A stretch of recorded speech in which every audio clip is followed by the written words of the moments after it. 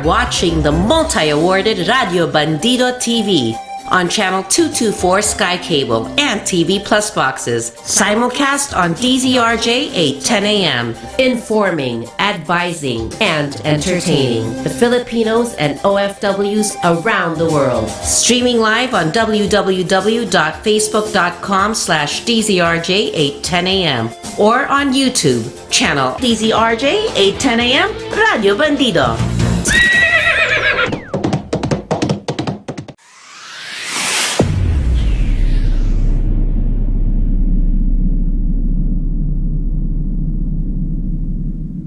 Hello, Philippines, and welcome to the World News Jam right here on DZRJ and RJTV. My name is Lecain, and we are talking about interesting things that happened this week in the world, and I am joined, as always, with Dan Kang. Now, Dan, as usual, we do a little segment right before we start anything. Where in the world is Dan Kang? And where in the world is Dan Kang today? Well, I'm the only one of the two of us that's in the Philippines today, because today is where in the world is Eric Lecain today. Yeah, where's Eric Lecain today? Where are you, Eric? Eric Lecain is a little sleepy because he just flew 27 hours on an airplane and just got off the plane just now, just an hour and a half ago. Just got home an hour and a half ago, and am here in the United States because it is like Mary and Joseph going to Bethlehem. It is tax season. And if you remember, Mary and Joseph went to pay their taxes, as I am coming back to pay my taxes as well. Now, of course, this is getting off to be some very boring stories to start off. But let's get to some interesting stuff. You know, Dan, this week I know some interesting stuff that you were doing. Before we get to the news, because one of the things that you do, Dan, in the Philippines, I really like to talk about, because you help young people who are interested in billiards and are trying to learn to play the game. And you either had a tournament or had some people at a tournament. What was that all about this week? Well, Philippines, the football of USA is the billiards of the Philippines, and so it's they claim it to be the capital of the billiard capital of the world, which is in fact to me true. But anyway, we founded a association called Wild Blue Junior Team in 2017. Just starting with two young children under 18, and we scout the nation for extraordinary talented kids playing billiards, and we sponsor them with contracted sponsorship. But aside from that, right now one of the largest growing entities of the billiards community in the Philippines is the female amateur players, and it was started inspired by Rubel and Ahmed. Rubel and Ahmed, of course, is the Efren Reyes, female Efren Reyes of Korea. Yeah, she won the World Championships or something like that, didn't she? That's right. Yeah, I think she's the first female from the Philippines to ever win World Championships. Across the board, she just won the World Pool Team event as well with Joan Chua and 𝗡𝗲𝘄𝘀, which is a big deal, because I think that's the first time. It's either the first or second time ever the Philippines ever has won that. Which, shockingly, even with Django Bustamante and Efren Reyes being the team, they only ever made it to second place, and they never actually won that event. And they won that this year with Rubel and Ahmed, Joan Chua, and 𝗡𝗲𝘄𝘀, which was the first time. Anyway, so we have now what's called the Ahmed Cup, which is all ladies amateur competition, and they've had 5 of them. So this was the finale of the season, what they called the champions, what we call the champions finale grand finale tournament, where the top 16 placers join and they battle it out. And this is any age. This is any age. Any age. Any age. I mean, and so, our youngest female at now 12, she started in our association 11, Rocky Rose Constantino, flew in from Zamboanga.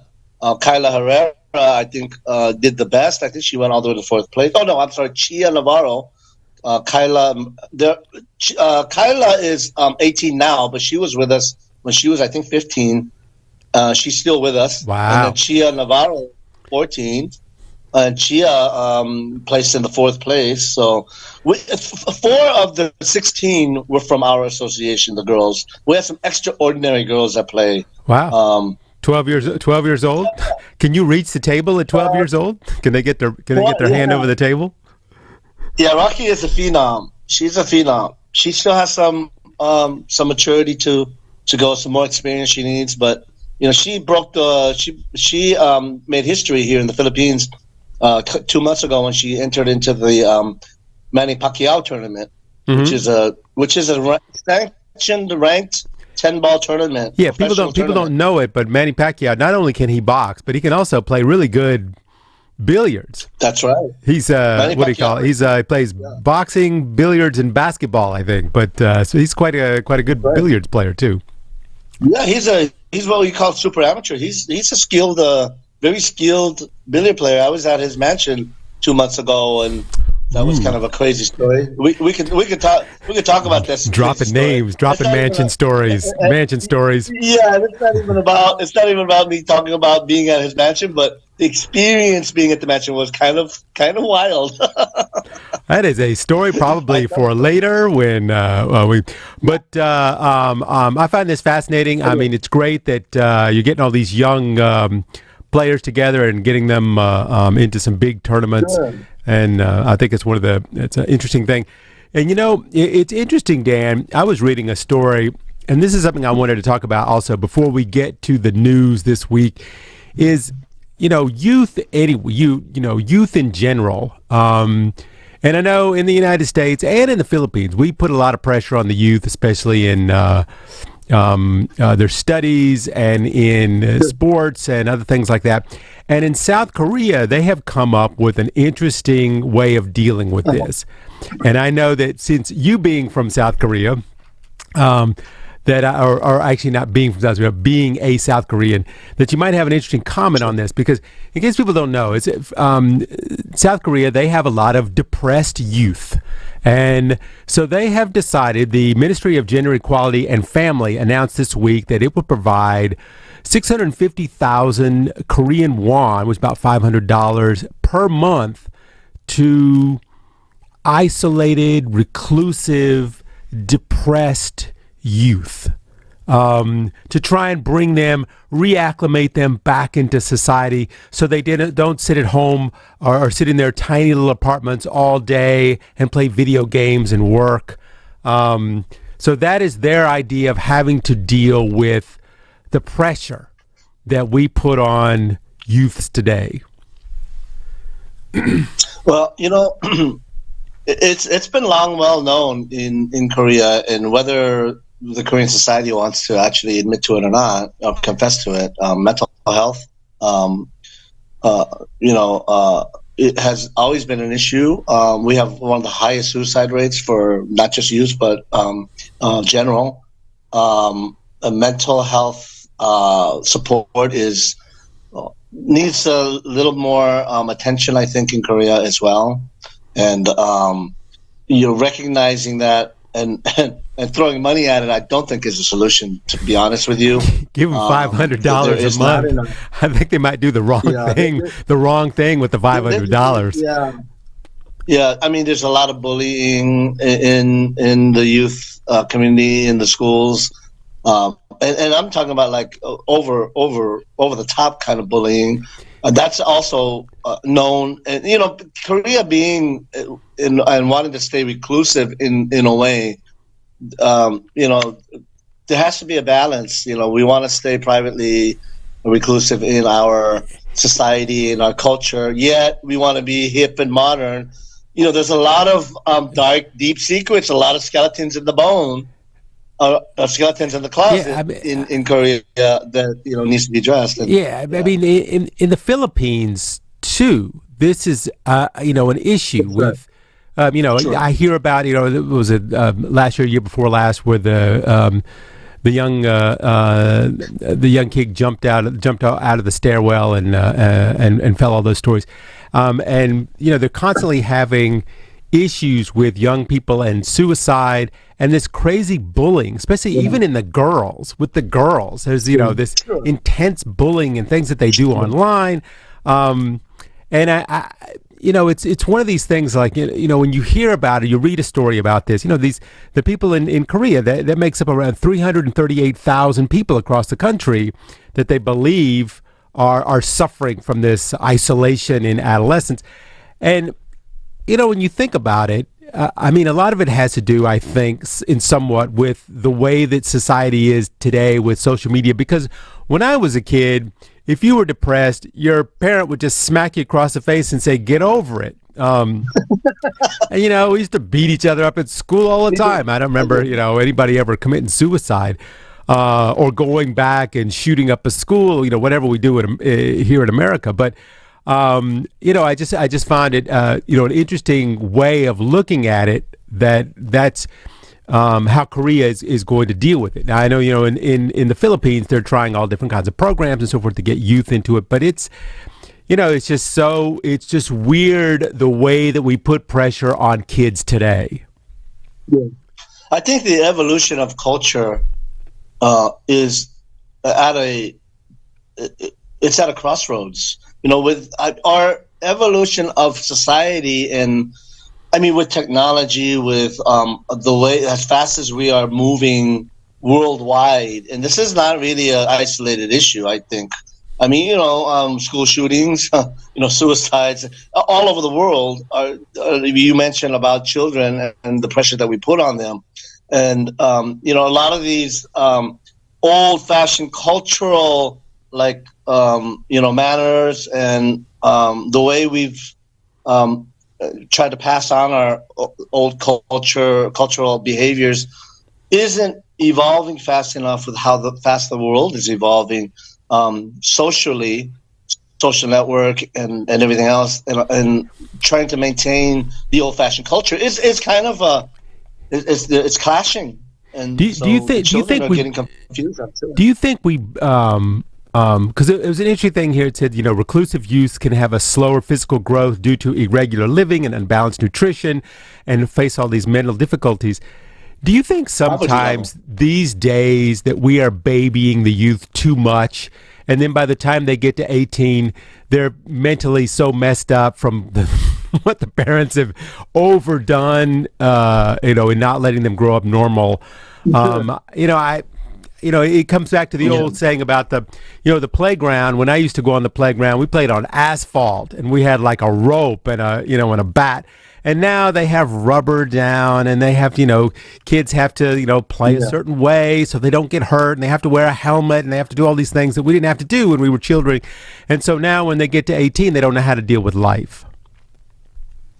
Well, going back, focusing specifically in Korea, I think a large issue with that is how much importance that we put on your scholar education, and how you have to achieve certain educational levels, and the grades that you have to keep up.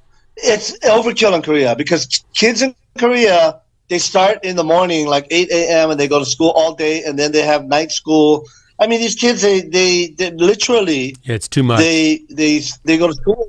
Yeah, just and the focus on that and having to graduate in a good university so you can get the salary job at LG or Samsung and all of that is it's overkill. I know for a fact, with personal experience, that these kids have no time for actual leisure to be a kid. They have no. The expectations are so high. I can see how it could. I was like a juvenile delinquent. I skipped school, and when I was a kid, and I was a total rebel.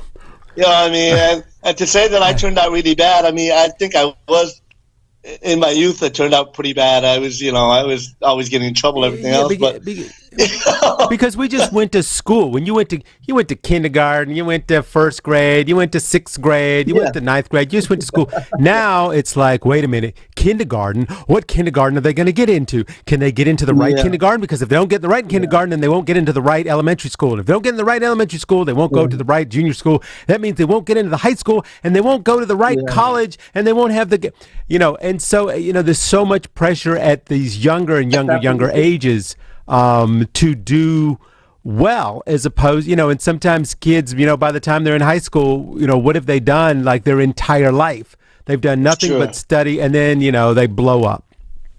It's true. I mean, and the isolation factor is really, I was just talking to a friend of mine about the future. I mean, the depression level. When you're isolated for a long time, you begin to think a lot of things. I mean, we should learn that from being in COVID, in quarantine. Like when I was in quarantine, when I caught COVID for 30 days in Korea, back in the, in that era, we call it now, 3 years ago in 2020. Yeah. 30 days of isolation inside my house, and I was going nuts, and I was going through depression. I'm literally suicidal. Not knowing what the whole future is going to hold, and so can you imagine as a child in isolation and isolating themselves and going through those kind of dark thoughts in your mind? Pretty soon, it becomes prevalent in your mind that you may not feel like you even want to have a future, and so I mean, children, yeah.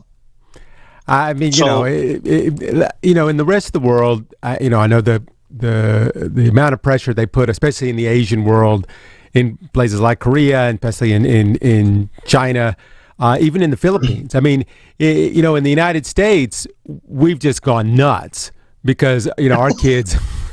Our kids are so depressed that they bring guns to school, and now the leading cause of children's death in the United States is gun violence, which is something that when I was a kid and growing up, we would have never thought of that.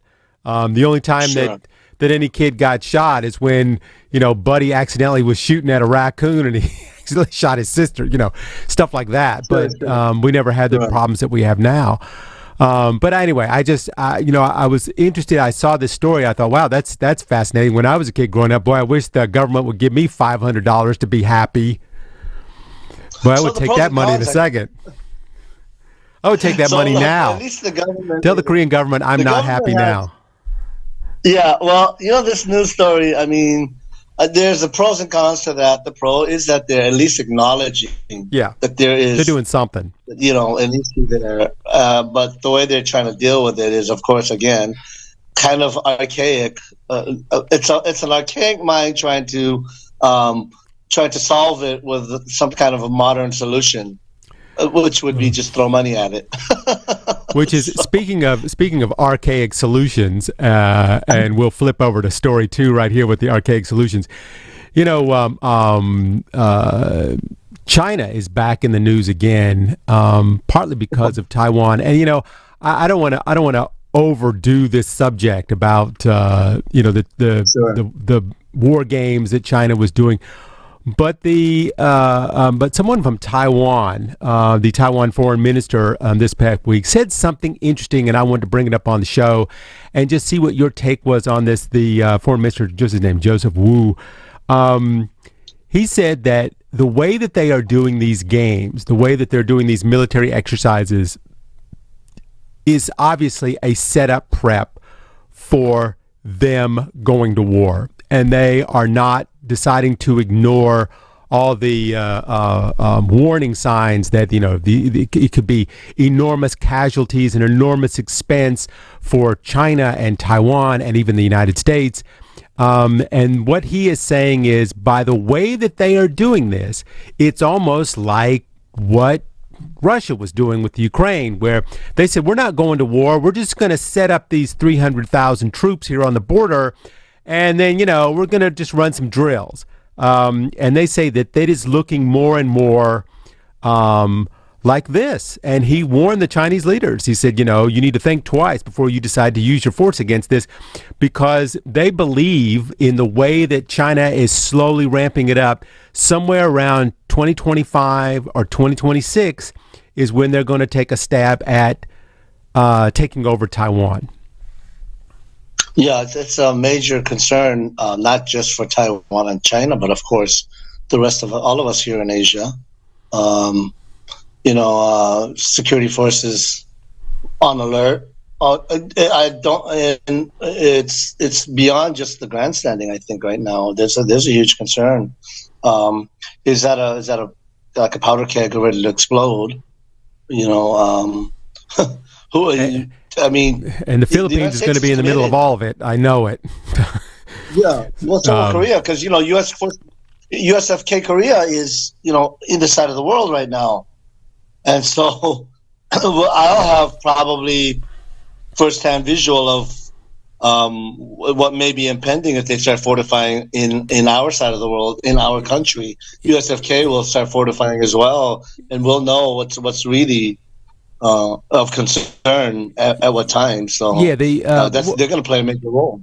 I mean, the Center for Strategic and International Studies did a claim, whatever, that the war game simulations that they're doing, that the way that they have looked at this, if China decides to do this, and the way that Taiwan has stockpiled weapons and the way that they have practiced for this, it is going to be a horrific war, where in the first couple of weeks there will be massive casualties on both sides.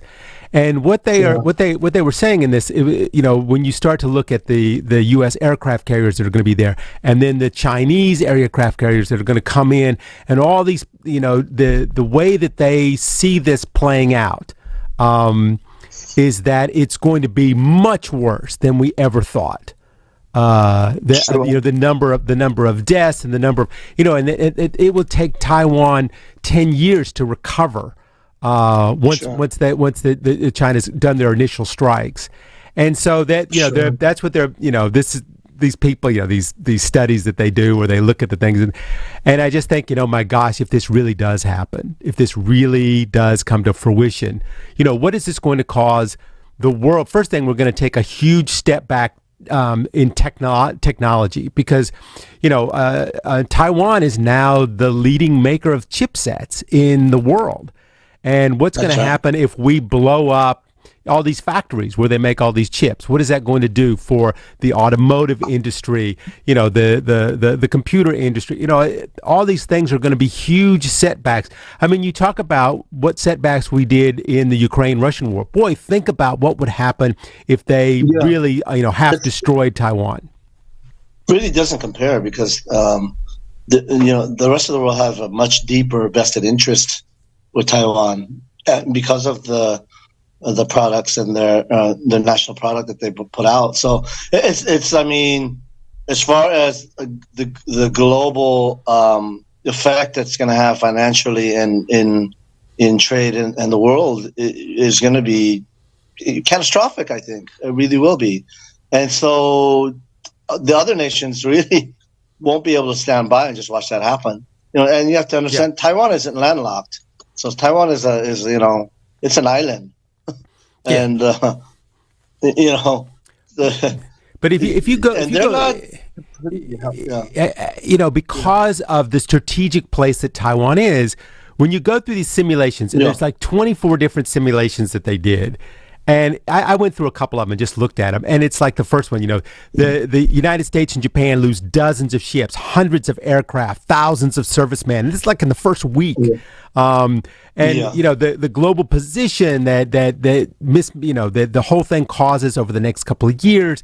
Then it goes into the second one, and it talks about other wars the United States has been in, like the Afghan war. They will lose, 30 times more soldiers than they lost in the Afghan war in this war. So And it would just, they said that it will leave China in shambles. And you think about the world trade that China does, and they're going through these different steps. How many years is it going to take to China to ever get back? And then no one will ever trust China, and then the world will start to split down the middle. And I mean, it's just, it's like a Netflix movie almost. Yeah, and Philippines is, I think, is the closest island thing to China. I'm pretty sure. I'm not sure where the worst place to be in the world would be. Yeah, and so and of course Philippines is right there. China and the U.S. They're kind of, there's relations on both sides there. So will they have to choose a side? I know. And what side would they choose? What side will they choose? Happen? What is everybody's side going to be? Philippines. What side are they going to choose? Well, even Saudi Arabia. What side are they going to choose? Russia. We know Russia will go with China. We're going to start drawing lines around the world again. We're going to go back to like the 13th century, and we have to redraw the maps. Yeah. Will India get involved? What's India going to do? India is the sleeping dragon. Because India is the sleeping dragon in my people don't realize that India has a huge military. It's massive. I think they're ranked in the first 4 or 5 largest navy in the world. Military. Their military population is gigantic, and Japan as well. I think a lot of people think Japan doesn't have a military. Japan they have a civil. I mean, it's pretty amazing about Japan's. So I think when this spaceship blasts off to go to Mars, and they're like halfway to Mars, they turn around, look at the world is exploding. They're gonna have to make sure they set up a good shop there in Mars. We can all join hands and think we are the world, hopefully. I don't know why this reminds me of this other story that came out this week. Which is interesting because we're going through all this time now about military and all the strategies that are going on and everything, and the fact that we have so many secrets. Everybody's got so many secrets about what they can do, and what people say that the Russians have a bomb that we've never seen before, and then Donald Trump, when he was president, he goes, "Oh, you think you have a bomb? Yeah, we got something you've never seen before. Wait till we use it on you." Which is why I find it so fascinating that this week they arraigned that 21-year-old military guy who stole a bunch of secrets from the Pentagon and posted them on like a game site. He posted these Pentagon secrets about where things were going on in Ukraine, where the weapons were being stored. There's a whole bunch of things that he did. 21 years old. 21 years old, has access to some of the most deepest, darkest military secrets that we have, and he's posting them on like game sites. And so anyway, this kid was in court this week, and he's facing up to 15 years or even longer, depending on what he's done, because of all the documents that he posted online. They didn't even know he posted them for like months. Like they were on it. It wasn't until they moved the documents to another place on the web where the Pentagon was like, "Hey, wait a minute, what are those?" So I just I thought that was an interesting story. It's been talked about a lot in the last 2 weeks about this young 21-year-old who was working. He was just there doing his job, and he decided, I'll have a little fun. I'll steal some highly classified military secrets, and post them on a game site. Wow. At least he didn't TikTok it or something. They would have found out right away. But the thing that it's just the thing that's hilarious about it is the fact that in the United States, with the secrets that the United States has, that this could happen. Especially, and it could happen. They didn't know about it, and they didn't know about it. They didn't realize it for a long time until somebody went and posted it somewhere else where they could see it. I mean, with the information superhighway, with the internet, with all the information sharing. I know. I mean, it's just. But speaking about going to jail, Don Trump is back in the news again this week, because as we know, we've been talking about this, I guess, every week, that Donald Trump, he was in court because he's under some criminal indictments there in New York, and so what they were the GOP, the people that are backing Trump in the Republican Party.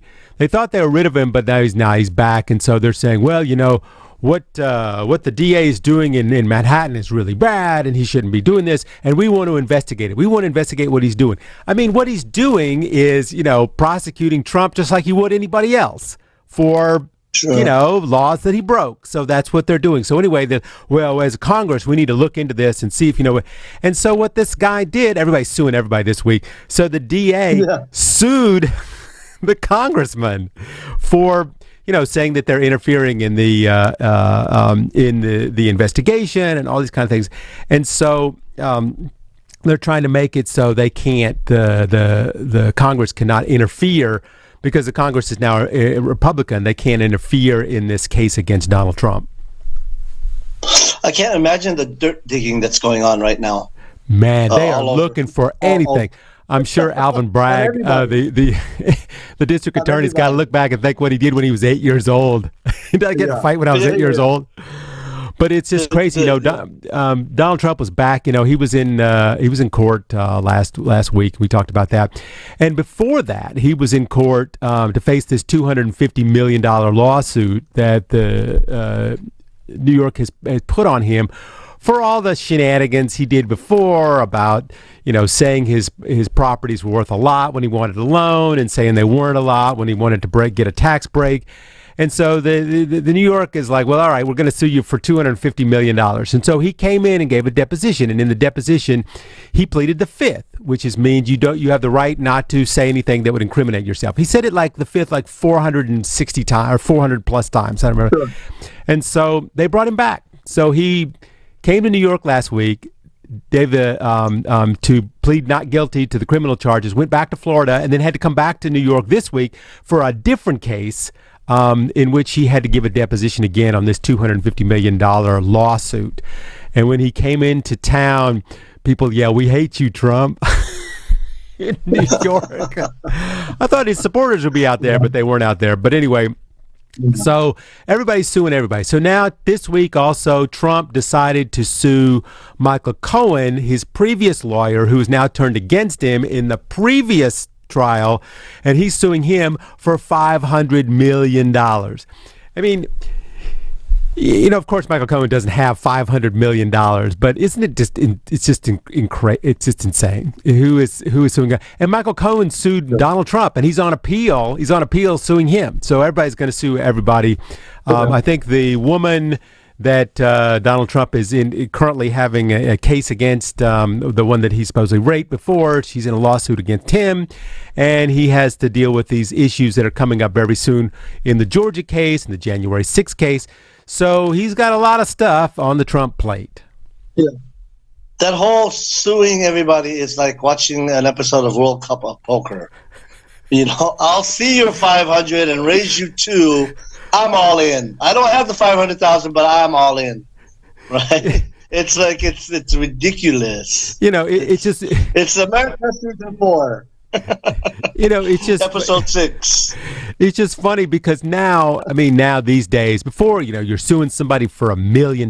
Oh my God, he's suing him for $1 million, and now it's just these ridiculous $500 million. $500 million for what? For what? For what did Michael Cohen do that cost $500 million? That's what they do to outbid you when they know you don't have the money. You go all in. So anyway, that's what's going on there in the United States right now. Everybody's suing everybody, and I would go into details, but it just gets sillier and sillier the more details I get into. But the one thing that's going to be very interesting that's coming up very soon is this Georgia case on whether, and it's like, well, Trump is like, well, I'm not guilty. Well, of course you're guilty. He's guilty. They have all the evidence. They play the recordings on the television. It's how he's going to get out of it that's so interesting, because he can be so guilty. You can't even believe how guilty he is on certain things, and he gets out of it somehow. And a lot of it is the fact that what he does, he has a great strategy. He has intimidation. So if you're going to come after him, he's going to sue you for $500 million. And let that be a lesson to anybody that wants to come after me, Donald Trump. I will sue you, because it costs a lot of money to be sued in the United States. So you have to defend it. And it costs, it's going to cost Michael Cohen $100,000, $200,000 to defend against this case. So that's why he does it. I mean, it's right out of the Trump playbook, and it's the same thing. He goes after these guys. This DA that's going after him on criminal charges, and he's saying, well, he's against me. They're coming after. If they're coming after me, they're coming after you. And his wife is anti-Trump, and his kids are anti-Trump, and that's what he does. That's his whole shtick. Politicians and rich folk. In an episode of a drama series, it's the first world issues. Like I remember a day when suing McDonald's for burning me with their coffee was for $9 million and winning. Of course, they lost on appeal, but winning. That's the precedent. That's the precedence we set 10 years ago. All right.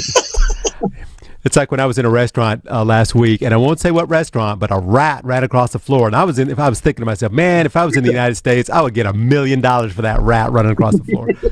But in the Philippines, it's just another customer. Anyway, speaking of rich people, Elon Musk is in the news again today. This week. I haven't heard from him in a while. Elon, he likes to be in the news. So I knew he was going to do something very soon, because recently Elon was part of this group that said these guys that are making these AI apps need to slow it down. They need to chill out a little bit, because these AI apps are getting a little scary, because they're becoming a little smart to the point where it's like, oh my goodness, they can do all our work for us. Well, this week Eli has changed his mind. And he has decided that he is going to start his own AI company with a new app. And that's what he came out this week, that he is planning to launch his artificial intelligence company to compete with OpenAI. And those are the people that make that ChatGPT. Yeah, ChatGPT. Unreal, really. Amazing. It's amazing how he can change, because literally 2 weeks ago he was saying, oh, you know what, this is dangerous, we shouldn't do this, and now I decided to start my own company because it looks like these people make a lot of money. Right? That's Elon Musk being Elon Musk. Well, what else can we expect from him? I know. I mean, Chat, what, 2 weeks ago, I mean, some big guy, Microsoft and Google and Amazon, they all came out and said, hey, you know what, this is going a little fast. Maybe we need to slow this down. Yeah. Now, I've been on Chat GPT, and it doesn't help me that much because it has a limit. It's limited. And it's cool. It's great. If you give it a subject, it can write a paper. It can give you 500 words on something, but it can only do it up to a certain date, and then it can't go any farther. Sure. So I think it goes up to September of 2021, and it can't go any farther than that. I'm just trying to find out how I can apply that to the dating sites where it can just reply for me to the girls that reply back. ChatGPT, romance her. Ask her out. It knows exactly what kind of girl, Wouldn't that be the funniest thing if a guy with ChatGPT met a girl with ChatGPT and the chats fell in love, but they never even knew that it was going on.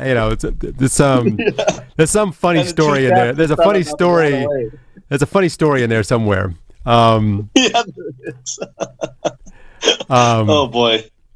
But speaking of funny stories, there was a story that happened this week, which I thought was great, and the police arrested the guy for it. A man in Oregon thought he would give a gift to strangers, so he drove out on the highway and started throwing $100 bills out of his car. Wow! And I thought, wow, that's great. He threw $200,000 in $100 bills. This 38-year-old, I guess, guy that has a lot of money to throw away, and he wanted to give everybody a gift, so he just drove down the highway and throwing $100 bills at it. And of course, people were stopping and trying to get the bills. That was in Oregon. And the police started receiving phone calls that there are $100 bills floating around the highway on Interstate 5 right outside Eugene.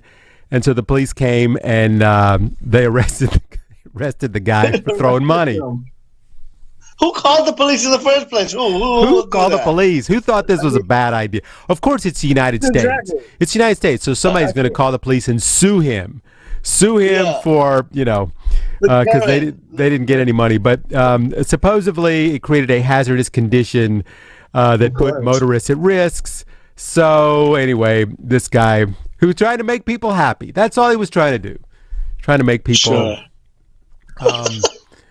So speaking of making people happy, the U.S. Air Force has been trying to get people to join their club. All the armed forces have been trying to get people to join the armed forces in the United States, and they have not been having a lot of trouble because people got other ideas. They have the things they want to do now. They don't want to join the military. It's not enough money, and I don't want to get killed. I don't want to have to go to Taiwan to fight the Chinese. So the Air Force has tried to come up with a way to get people to join their club there, join the Air Force. And so what they've decided to do, and I don't know if this two fit together, but the Air Force has decided to let fat people join. Before they wouldn't let fat people join. So now they're deciding, because they're having such a hard time recruiting, that they're going to let people, because before you needed a 20 to 28% body fat to be eligible for the service. But now it can be all the way up to 36% body fat, because they realized that most of the people that would be sitting on the couch at home with nothing to do are probably bigger people. And especially women. They want to see if they can start recruiting more women. And it just seems like that according to the Air Force, a lot of the women that come to try and join the Air Force do not meet the body requirements. And so for now, you can be a fat guy and join the Air Force, which seems to be kind of odd because they fly around in planes, don't they? Can those planes hold a lot of weight? I don't know. Yeah. So certainly they must have did some kind of study on how many people came in and how many were getting rejected for what reason. They believe that must have been something special. They believe that 50 to 100 more people will come in now that they have changed the rules per month than were before. Sure. Never mind trying to get the population a little bit more fit. We're just going to accept the fact that we can't get people better fit people, so we'll just get people that are not as fit. I mean, it's a pandemic. Maybe not in some countries, but in the United States now, in the Philippines, they got a problem with not necessarily so much overweightness, but just eating badly. Because there's a lot of diabetes and high blood pressure in the Philippines right now from eating the wrong kinds of food. But in the United States, we just eat a lot. We just eat too much because there's just too much food. It's funny you say that because when I was, my first time back in the U.S. 12 years when I was there in Vegas, and I ordered I went to this, can't remember, some truck stop cafe, and I ordered breakfast, and I cannot tell you, I had I think the cream beef over biscuits. The plate that they brought in, I was like, my God, 4 people could eat this. Is this for one person? I couldn't believe the plate. I'm like, do people actually order this and eat the whole thing? I cannot understand that. It blew my mind. It blew my mind. And the next day I ordered something else, I thought was a light menu, and that was for 12 people. I couldn't believe how much food there was. I mean, it was ridiculous. In the United States, when you order a fruit salad, but they bring you 3 pounds of fruit salad, you're going to get fat. You can't eat too much of anything. Anyway. I was shocked. It was literally 3 pounds of cream beef and biscuits, 9 biscuits. I couldn't believe it. I'm not even exaggerating. I was shocked. Which is why a lot of my friends that come from the United States, they come to the Philippines, and I take them out to eat, and they sit down and they go, "What is this? The child's plate?" And I said, actually, you know what? That's supposed to be for 2 to 3 people. So and this is true too here, because in the Philippines, like, I order breakfast, it's just right, and I'm not a huge eater. I mean, I eat a lot of meals a day, but I don't sit down and eat, like, gorge myself. Yeah. And it was to a point where I had to look at other tables. Literally in America, I looked at my plate. I looked at other tables to see if, my God, those guys are eating that whole plate. Yeah. And it's not, what do I do? It was, and it's not like just starch. It's not like 60% rice. It's when you order a chicken plate at Cracker Barrel down the street here. I mean, it's like it's 6 pieces of chicken, and that's for one person. And I know people can't. I know in the Philippines they can't understand that we don't eat rice, but we don't want to waste any space on rice. We're gonna put ice cream and chicken and the military doing that, accepting, like, that's just the same as, like, throwing money at like throwing money at the kids. I know it's almost the same thing, but it is true. I think about it. If the military did allow more fat people into the military, then they might be able to trim them down a little bit and make them live a little longer. So maybe it's not such a bad thing. I had that thought as well. I mean, bring them in and then shape them up. And then, you can't expect them to be already shaped up. Bring them in, and then shape them up. Yeah. I thought that was usually the way it goes, isn't it? Fat people go in, and then they get into the military, and they come out slim. I mean, in Korea, everybody has to go to the military. Everybody does it, whether you're fat or not. I think everybody has to be in the military at some point.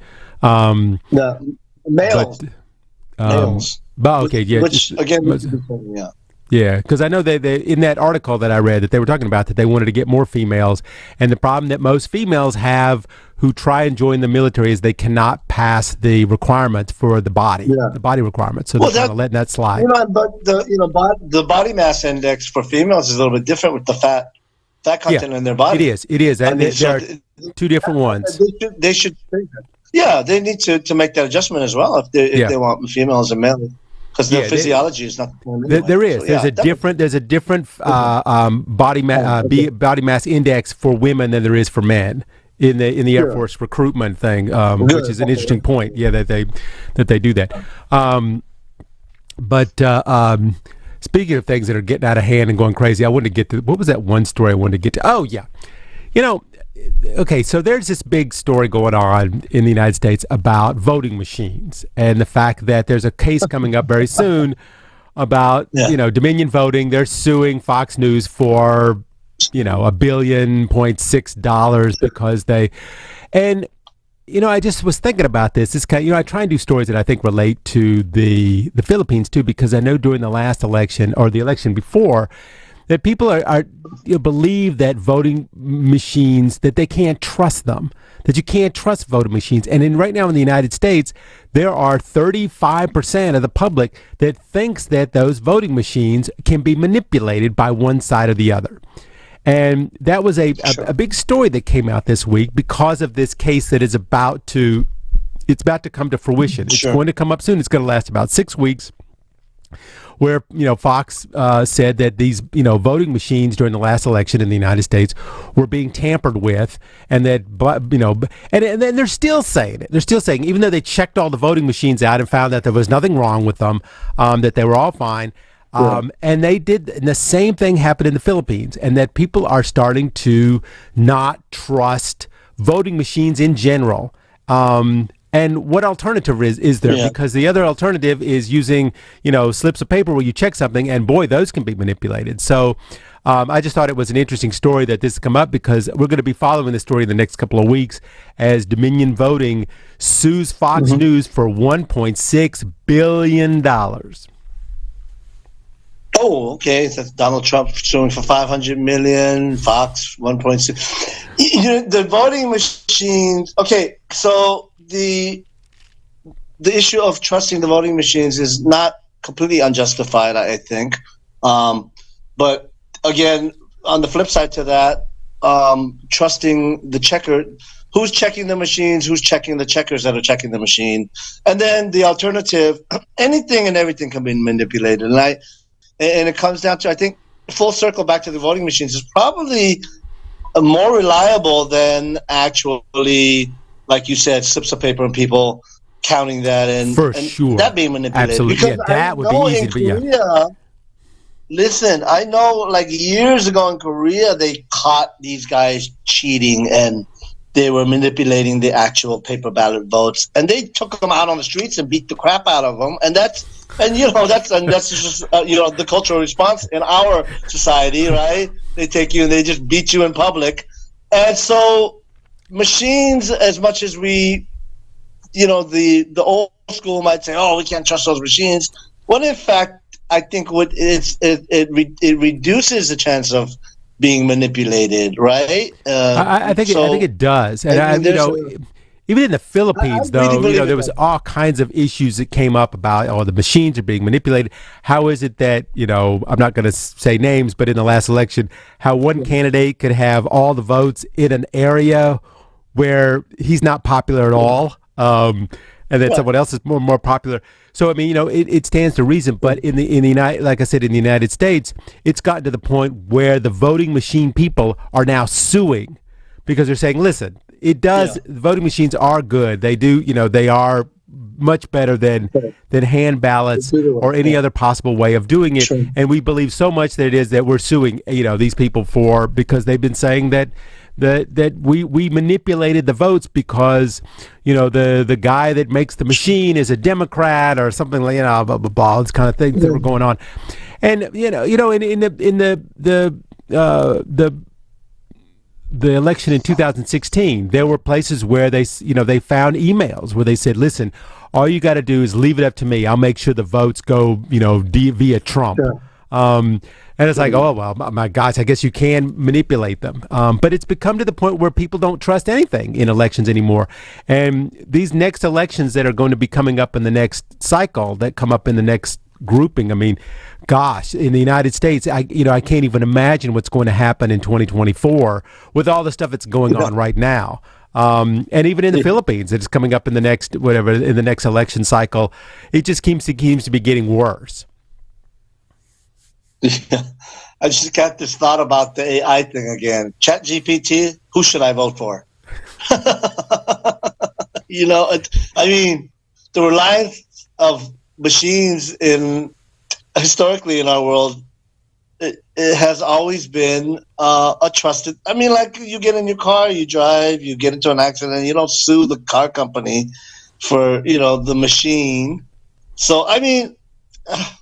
I think the voting machines are probably something that we should have more faith and trust in than people.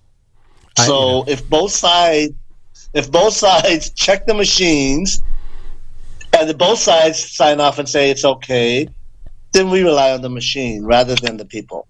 What was it I said before, that the way that we should really cheat? Only we make them cheat. That we should not vote anymore. There should be no. What did I say before in the last election? We should not vote anymore. Oh, in the Philippines, I said that. We should not vote anymore. We should just let Facebook pick the candidate, because Facebook can tell exactly who everybody's going to vote for, and they can just count up the number of votes in everybody's Facebook thing, and that'll be more accurate than anything. Sure, and then of course we're still relying on the machine, right? Because what is Facebook anyway? It's an app. Yeah, it's an app. And, it's just life. Yeah. I don't know. It's just I find all these things, the way that technology is going, and I can't, I hope that I live long enough just to see the way it all turns out in the end, because it's just fascinating how these guys from OpenAI have been able to come up with these apps that can just almost think for themselves.